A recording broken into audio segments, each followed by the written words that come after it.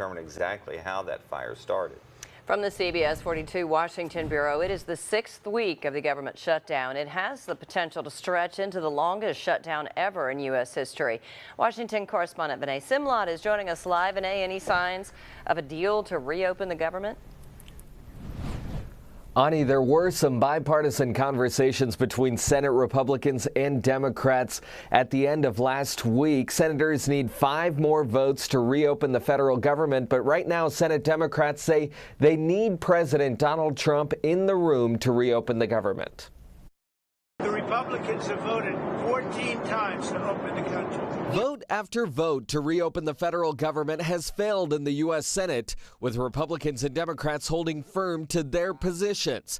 Democrats say they want an extension to health care subsidies that help lower the cost of premiums and are due to expire at the end of the year. President Donald Trump said on 60 Minutes if Democrats reopen the government, he'll fix health care. I'm not going to do it by being extorted by the Democrats who have lost their way. Democrats had asked for a permanent extension to the health care subsidies, but California Democrat Ami Berra says he'd be open to a compromise. We could do a 2-year extension. We probably are going to have to put some caps on income levels. As the shutdown stretches into its 6th week, federal workers, including air traffic controllers, could miss another paycheck. This isn't a political game anymore. This is hurting people. On Sunday, staffing issues forced flight delays across the country, including in Chicago, New York, San Francisco, Denver, and Miami.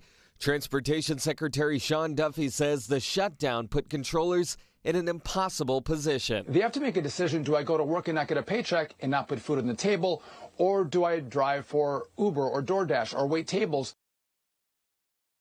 And overnight, staffing issues contributed to restrictions in the airspace across the country. The FAA says as the shutdown drags on, we could see more of that as air traffic controllers are having to decide whether they can go to work.